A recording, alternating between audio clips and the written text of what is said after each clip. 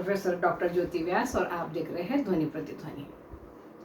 दोस्तों, बचपन से लेके आज तक मुझे यही सुनने को मिला कि भारत एक गरीब देश है, भारत एक बहुत ही बदहाल देश है और यहाँ के गरीबी हमारी प्रथम समस्या है, मूल समस्या है।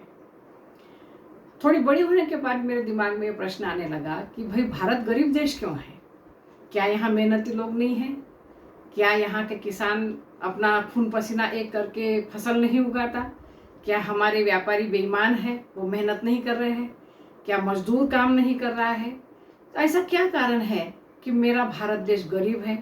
किसी को अगर आप मुंह पर गरीब कर दो तो बड़ा इंसल्ट फील होता है, बड़ा अपमानित फील होता है। इन प्रश्नों से लगातार कई वर्षों तक मेरे दिमाग का दही होते रहा, लेकिन कुछ दिनों पहले से मैं आपको बता दूं कि मेरा कॉन्फिडेंस लेवल एकदम बढ़ गया है। अब मुझे मेरा देश पूरा ऐसा हरा भरा बड़ा सुंदर सा लग रहा है। तो आप सोचेंगे कि भाई अचानक मैडम ऐसा क्या हो गया? तो ये हुआ कि हर दिन इन दिनों पिछले 1-1.5 साल में, खासकर महाराष्ट्र की मैं बात करती हूँ या पूरे देश को ही ये लागू होता है कि हर दिन कोई ना कोई नेता घोटाला करते हुए पकड़ा जाता है। ईडी अपने ईमानदारी से काम में लगी हुई है। पहले कम ईडी जाती थी, ये कहना है विरोधी पक्षों का, पर क्यों जाती थी ये भी प्रश्न आता है। अब ईडी अपना काम ईमानदारी से करने लगी है, पर पूर्व से लेकर पश्चिम तक, उत्तर से लेकर दक्षिण तक आप देखेंगे कि कई घोटाले हमारे सामने आ रहे हैं। अच्छा, ये घोटाले हजार लाखों तक नहीं है, जो भी घोटाला बाहर आ रहा है वो करोड़ों का आ रहा है, करोड़ों का। एक दिन मैं मेरे खेत में गई, 2 मजदूर आपस में बातें कर रहे थे और उनकी बातें हमारे विदर्भ की भाषा में मैं आपको बोल के बताती हूँ। वो ये कह रहे थे की का रे त्या नेत्याचं काल घोटाळा पकडला, 1100 कोटीचं म्हणते राजा। किती असन रे 1100 कोटी? 11वर किती झिरो लागत असन? आणि एवढे पैसे लका एका खोलीत मावत असन काय? कहने का अर्थ ये है कि भाई 11 पर कितने जीरो लगने से 1100 कोटी होता है और इतना सारा पैसा ये नेता रखते कहाँ होंगे? क्या किसी रूम में? कहने का मतलब यह है कि करोड़ों के घोटाले हैं। अब आप बताइए कि जिस देश में करीब करीब कुछ ईमानदार नेताओं को छोड़कर बाकी नेताओं के पास अगर करोड़ों की संपत्ति मिल रही है, तो प्रश्न ये है कि मेरा देश गरीब कैसे हुआ? करोड़ों के रुपयों के सिंहासन पर मेरे नेता बैठे हैं, तो फिर इस देश को किस मुंह से आप गरीब कह रहे हैं? एक नेता ऐसे आए भाई कि जो कह रहे हैं कि न खाऊंगा न खाने दूंगा।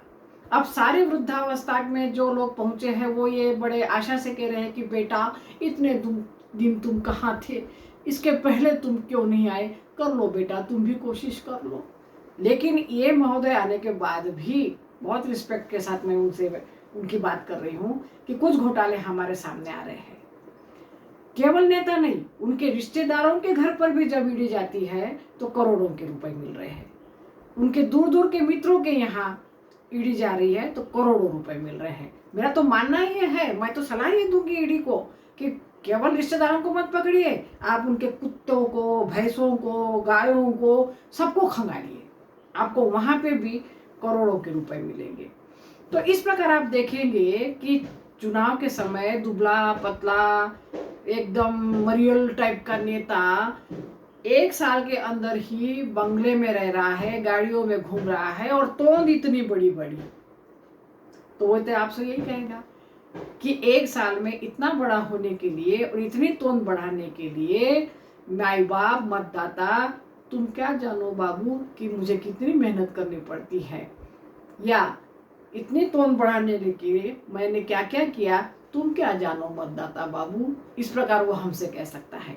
अच्छा, इस समय उन लोगों को मुझे बड़ा गुस्सा आ रहा है और मैं कह रही हूँ कि थू है तुम्हारे जिंदगानी पर, थू है तुम्हारे जिंदगानी पर, क्योंकि तुम 5,000 का घोटाला करते हुए पकड़े गए, तुम 10,000 का घोटाला करते हुए पकड़े गए। शर्म नहीं आती?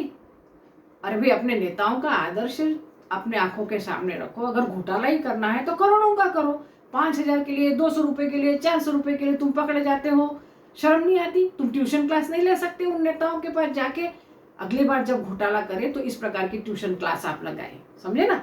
और अब इसके बाद मेरे देश को किसी ने भी गरीब नहीं बोलना, ये मैं आपको चेतावनी दे रही हूँ। भारत बिल्कुल गरीब देश नहीं है। यहाँ के नेताओं को ही पास इतना पैसा है, यहाँ के नेता इतने खाते हैं, और यहाँ के नेता बिस्तर भी आप नोटों के ऊपर लगाकर ही वो सोते हैं। और इसलिए किसी भी एंगल से मेरा देश गरीब नहीं है। इसके बाद भारत को गरीब नहीं कहना, पाकिस्तान को कह सकते हैं, क्योंकि वहाँ आटे के लिए भी जो भागदौड़ मची है वो आप और हम सब देख रहे हैं।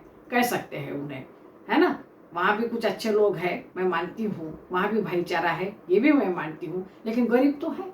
आटे के लिए वहाँ के लोग तरस रहे हैं। पर अब इसके बाद जब हमारे यहाँ इतना करोड़ों का भ्रष्टाचार हो रहा है और नेता खासकर उसमें लिप्त है, तो आपको मैं बता दूं कि बिल्कुल भारत को गरीब देश कहना नहीं।